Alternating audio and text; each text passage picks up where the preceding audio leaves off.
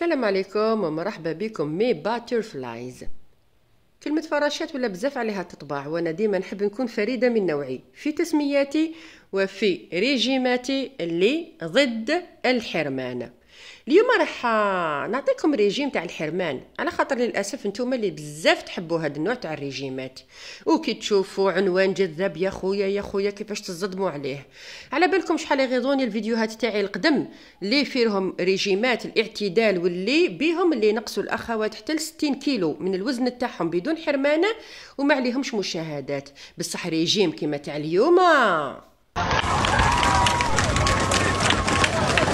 الهجوم عليه قاع صدمتوا باش تشوفوا ريجيم البطاطا. ريجيم البطاطا هايل، هذيك دارت ريجيم البطاطا، القناة الفلانية دارت ريجيم البطاطا. شفتوهم بعد ما داروا هذوك الفيديوهات تاع ريجيم البطاطا؟ اذا عاودوا سمانو ولا ما عاودوش، ناكد لكم باللي عاودوا سمانو، وناكد لكم باللي فشلوا وداخوا ومرضوا، على خاطر للاسف ريجيم البطاطا ماهوش ريجيم متوازن، ماهوش ريجيم صحي، يفتقر الى بزاف العناصر الغذائيه على راسها الالياف. بطاطا ياورت، ياورت بطاطا، بطاطا ياورت، ياورت بطاطا، من اللي يطلع النهار حتى لليل وهما غير بالبطاطا والياورت. وتلمو نحبكم ونخاف على صحتكم، درت تعديلات في ريجيم البطاطا، دخلت عليه بعض العناصر اللي تخليه ناجح اكثر. ما راحش ناكلوا الياورت الطبيعي وحده والبطاطا برك، وانما رايحين ندخلوا عليه الالياف والبروتين. بهذه الطريقه ينجح معاكم كثر، تنقصوا وزن اكثر، ما تفشلوا ما تدوخوا، وفي نفس الوقت الشيء اللي تخسروه رايح يكون دهون ماشي عضلات. اذا عجبتك الفكره and you want to see more, cliquez la cloche pour recevoir toutes les notifications de mes vidéos. أكاكي التيليم توجور أجور يذين كيني مريومة مختصة التغذية العلاجية وطب البديل. كما هدرنا مقبلات، ريجيم البطاطا بالصيغة التقليدية تاعو ماهوش صحي، ماهوش متوازن. رايحة ندخل عليه عنصر الألياف الخيار. تقولي لي ما نحبش الخيار؟ نقول لك ما ديريش هذا الريجيم. نحتاجو 3 علب تاع ياورت طبيعي في اليوم، وحده في افطار الصباح ولا كلمجة صباح مع حبه خيار، وحده في الغداء ولا كلمجة مساء مع حبه خيار، ووحده ضروري تكون في العشاء مع حبه خيار كذلك. دوك نعطيكم تفاصيل اكثر، ما تتقلقوش. نروحوا دركا للعروسه تاع الريجيم تاعنا واللي هي البطاطا. نحتاجو 4 حبات في اليوم، معتدلة متوسطة الحجم، 3 في الغداء ووحدة في العشاء. سجلوا في ورقة هاد المشتريات وحضروهم قبل ما تبداو الريجيم. الشيء اللي راني نعطيه لكم دركا راهو المقدار تاع يوم واحد، من بعد نتوما شوفوا شحال يكفيكم في 3 أيام. رايحه ندخل كذلك عنصر البروتين في ريجيم البطاطا، واللي يكون عبارة على شرائح دجاج ولا ديك رومي، كما نقدروا نستعملوا الطونة الطازجة اللي راهي متوفرة هذه الأيام. ما تتخلعوش، ماشي هذا كامل، فقط كنت مزروبة في تصوير الفيديو، مازال ما ديجي فراش، لكن تحتاجوا 200 غرام في اليوم.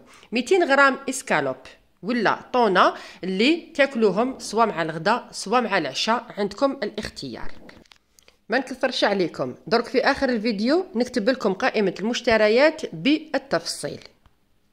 الناس اللي عندهم مرض السكر ممنوع عليهم منعا باتا، الحوامل والمرضعات أثناء الدورة، الناس اللي عندهم الغدة ولا الضغط، شوفوا نتوما وحالتكم، على خاطر هو ريجيم متكامل فيه كل العناصر الغذائية، بصح في نفس الوقت واعر.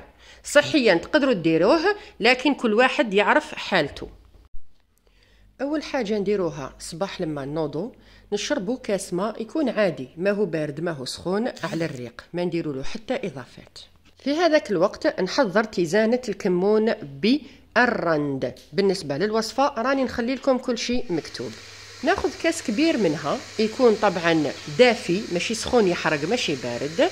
الناس اللي ما عندهمش مشاكل في المعدة هنا تقدروا تزيدوا عصرة تاع الليمون.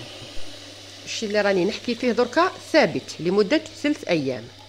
نحضروا كذلك لتر من الديتوكس، نخلي لكم في صندوق الوصف طريقة صنع الديتوكس، تقدروا كل يوم ديروا ديتوكس مختلف. الرجيم هذا المدة تاعو 3 أيام، نقدروا نعاودوه 3 أيام في الأسبوع. مثلا سبت الحد الاثنين بهذا الريجيم، وتكملي الاسبوع بالريجيم اللي راح نخليه لكم من بعد كذلك مكتوب، هذاك ما نشرحوش، قراوه فقط وطبقوه. بعد 15 دقيقه مني شربت التيزانه نشرب فنجان قهوه على حساب الرغبه. موالفه تشربي حليب مخلط بالقهوه شربيه، موالفه تشربي قهوه وحدها شربيها، المهم لازم تكون وحدها، يعني ما كاش الجواز اللي معاها، وتكون طبعا بدون سكر. ريجيم هذا شويه واعر، اللي يحب يشبح ما يقول لما نحسوا صح بالجوع، على خاطر الماء والتيزانه تاع الصباح راهم يشبعوا كذلك. نقطعوا حبه الخيار ونخلطوها مع الياغورت الطبيعي، نقدروا نزيدوا عليها باش نضمنوا شبع اكثر والياف اكثر نصف ملعقه من زريعه الكتان، نصف ملعقه من بذور الشيا، ولا ملعقه واحده من نوع واحد. وما ننساوش شرب الماء في هذا التحدي، لازم ما نشربوش اقل من 3 لتر، من 3 الى 4 لتر من الماء يوميا، قسميهم على النهار تاعك كما تحبي. الحق وقت الغداء ماشي شرط نطيب الروحي كي المغبونه، نقدر نتلاعب بالتحدي، نطيب لكل العائله بطريقه اللي نقدر ناكل معاهم البطاطا فقط. مثلا انا لهنايا درت جواز لوبيا خضراء بالبطاطا، لحت فيه طرف تاع الدجاج، طيبت كوكوطه كبيره بملعقه زيت واحده، يعني كميه الزيت راهي مهمله في الطبق. خذيت كما راكم تشوفوا طبق كبير البطاطا وحدها، ما رفدتش كامل اللوبيا، ندنيها لكم من الجهه الاخرى باش تزيدوا تشوفوها مليح باللي راهي البطاطا طايبه بطريقه صحيه، ما فيهاش زيوت مشرشره. تقدروا تحمروها في الفرن، تقدروا ديروها كراتان. في هذا التحدي عندكم 2 ملاعق زيت زيتون مسموحه في اليوم كاملا، ديروا بهم واش حبيتوا. انا مثلا ملعقه طيبت بها حقي تاع ليسكالوب، شفت روحي شبعت، ماشي شرط نحتم على روحي هذيك الكميه. كما راكم تشوفوا خليت الخيار غطيته نخليه ناكلو كلمجة مساء، وهذيك البطاطا كذلك ما قدرتش نكملها نخليها للعشاء. بعد الغداء الديتوكس اللي وجدته الصباح راهو واجد، نبدا نشرب فيه، لازم نكون كملته قبل المغرب، على خاطر الديتوكس حاشاكم مدير للبول، اذا شربتوه في الليل راهو ما يخليكمش ترقدوا. عند العصر ناخذ لمجة المساء، الخيار مع حبة الياغورت الطبيعي. تحبوا تاكلوا كل وحده وحدها، تحبوا تخلطوهم كما هادوك تاع الصباح. بعد لمجة المساء مباشرة نحكم كاس من الماء تاع الديتوكس، نحط فيه ملعقة من بذور الشيا، نخلطها جيدا حوالي 2 دقائق، من بعد نغطيها ونخليها ترتاح لمدة ساعة، نرجع نلقاها رجعت على شكل جل، نشربها تعطيني إحساس بالشبع كذلك، وتمنعني من أني ناكل في الليل بزاف. لحقنا للعشاء، عند المغرب ناخذوا الخيار الياغورت الطبيعي والبطاطا اللي قعدت لنا من الغداء. شوفوا باش تجيكم سهله، نتوما تاخذوا 4 حبات بطاطا في النهار، 3 كلوهم في الغداء وحبه خلوها للعشاء، احسن من انه تاكلوا غير الخيار والياغورت الطبيعي وحده في الليل. هذيك الحبيبه تاع البطاطا ما راحش تسمنكم اكيد، على خاطر راكو اصلا في ريجيم تاع بطاطا، وراح تعطيكم يعني نوعا ما واحد الشعور بانكم ما راكمش محقورين ومغبونين.